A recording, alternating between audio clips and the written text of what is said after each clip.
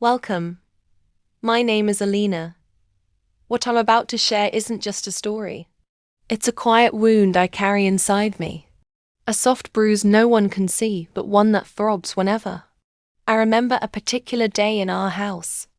It's about my daughter Meera, and a lesson I hoped she'd never have to learn so young.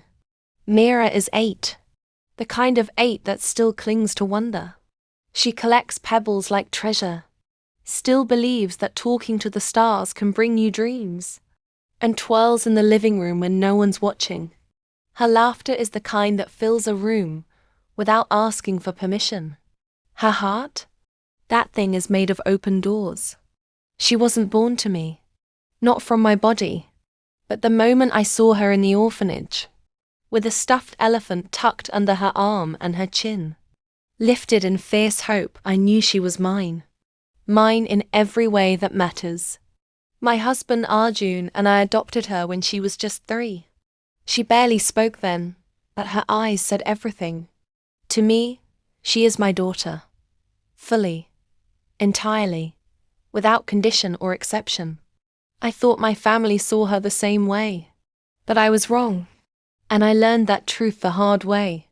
It was a Saturday. Warm, sunny and promising. I had to pick up an extra hospital shift, and Arjun was out of town on business.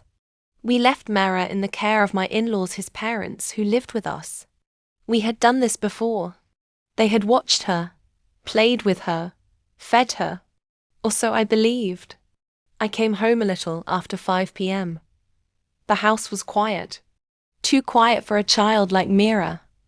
I called her name once, twice no answer. Her room was empty, her toys untouched. I peeked out to the garden. Still. Then I walked into the kitchen. There she was, on her knees, scrubbing the floor, a bucket of murky water beside her, a rag in her tiny hands. Her dress, one of her favorites with the little sunflowers on it, was soaked. Her hair stuck to her forehead in damp strands. Her little knees, red and scuffed, pressing into the cold tile. She looked up at me, startled, and then quickly smiled. "Hi, Mama," she said brightly, as though everything was perfectly fine. I was helping Daddy clean.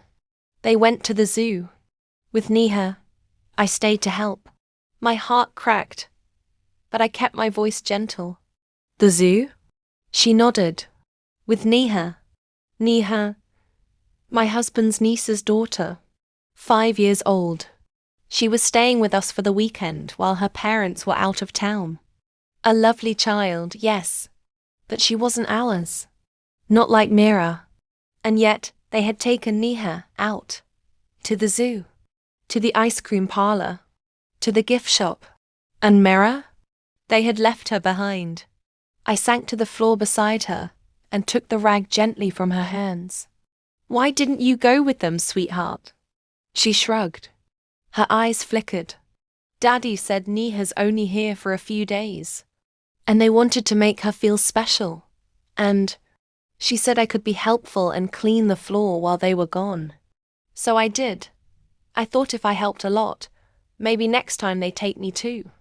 That last line. Maybe next time they'd take me too. I hugged her then, right there on the kitchen floor.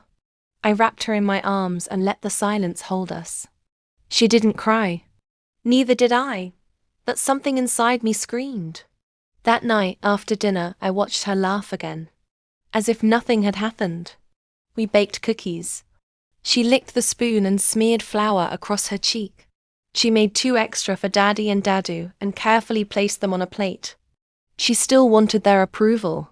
When I tucked her into bed later, she looked up at me with those wide eyes. "Mama, do you think next time they'll take me too? Maybe if I make them more cookies?" I kissed her forehead. "You don't need to do anything to be taken, to be chosen. You already are, my love. You are enough." She smiled, a little unsure, then turned over and fell asleep. I stood outside my in-laws' room that night. I could hear them laughing, replaying videos of their zoo trip.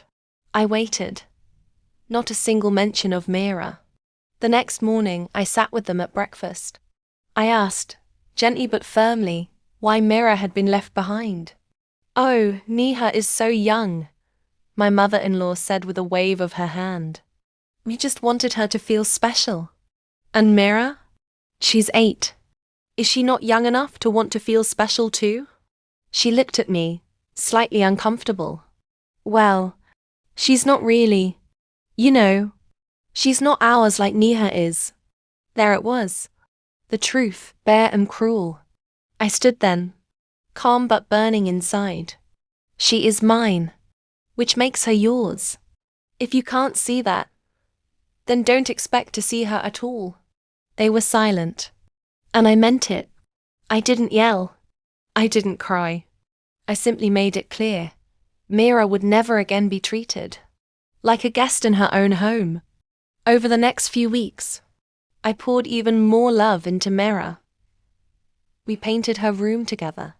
She chose yellow for the walls and stars for the ceiling.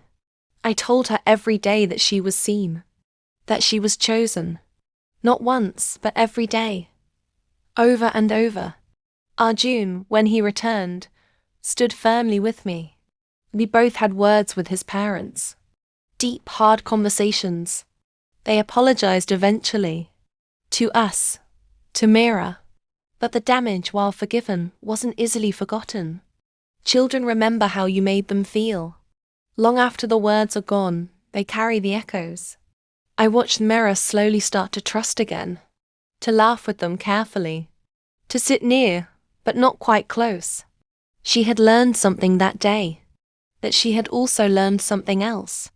That her mother would always, always stand for her. The moral of the story. Blood doesn't make you family. Love does. Presence does. Fairness does. The little choices you make when you think no one is watching, those are the moments that write your legacy. If a child ever feels like they have to earn love by cleaning, by being quiet, by fading into the background, then something is deeply wrong.